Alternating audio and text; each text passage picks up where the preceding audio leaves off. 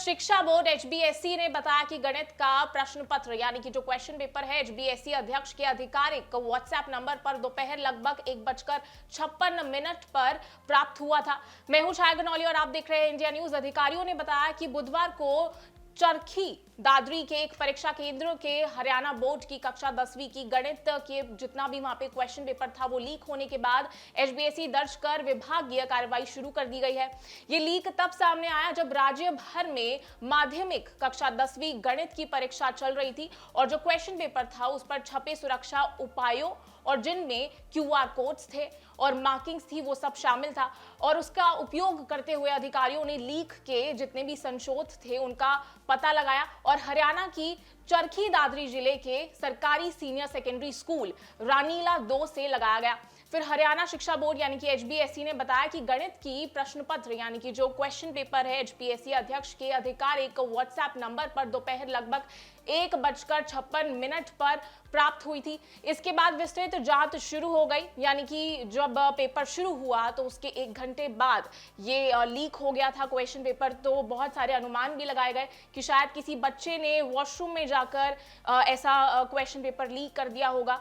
और यहाँ पर बड़ा सवाल ये भी खड़ा होता है कि जब एग्जाम चल रहा था और जब क्वेश्चन पेपर लोगों के हाथ में था, बच्चों के हाथ में था, तो मोबाइल फोन्स कहां से आए? क्योंकि जब भी आप बोर्ड एग्जाम्स देते हैं, वो चाहे से किसी भी स्टेट के अंदर हो, तो वहां पर चेकिंग जरूर होती है। तो यहाँ पर चेकिंग के ऊपर भी, सिक्योरिटी के ऊपर भी सवाल खड़े हो सकते हैं।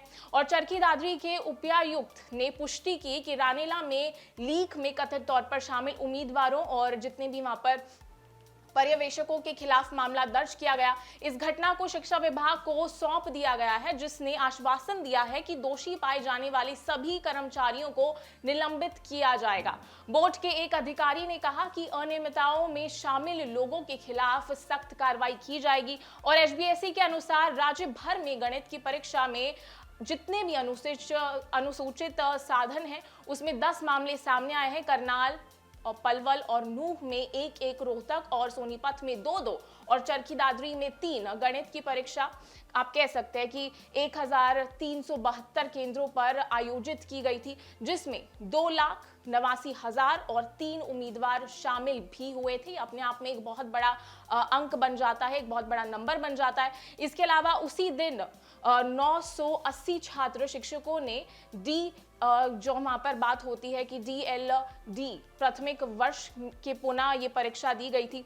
और अलग अलग कार्रवाइयों में भी जितने भी वहां पे पर्यवेक्षकों को उनके पद से हटा भी दिया गया था। 1-2 नारनौल के और एक केंद्र पर अपने ही स्कूल में तैनात होने के कारण और दूसरों को सोनीपत में परीक्षा के दौरान कथित लापरवाही के कारण सस्पेंड किया गया था।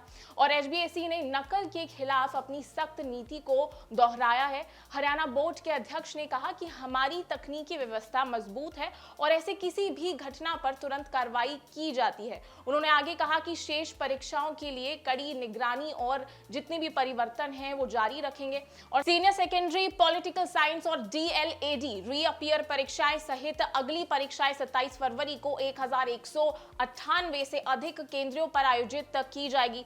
तो ये सारे के सारे आंकड़े भी सामने हैं कि कितने का घोटाला हुआ, कितना का ये हुआ। देखिए सवाल तो उठ रहे हैं और सवाल उठेंगे भी कि क्योंकि जब भी एग्जाम्स होते हैं, स्पेशली जब बोर्ड एग्जाम्स होते हैं, तो उससे पहले बच्चों की चेकिंग की जाती है, उनके बैग्स की चेकिंग की जाती है, उनके पेन्स देखे जाते हैं कि वो क्या कुछ कैरी कर रहे हैं एग्जामिनेशन रूम के अंदर। तो यहाँ पर जितने भी वहां पर इन्विजिलेटर्स थे या जितने भी वहां पर एग्जामिनर्स थे उनके ऊपर सवाल उठते हैं कि आखिरकार क्वेश्चन पेपर लीक कैसे हो गया, वो भी जब एग्जाम शुरू हो गया था।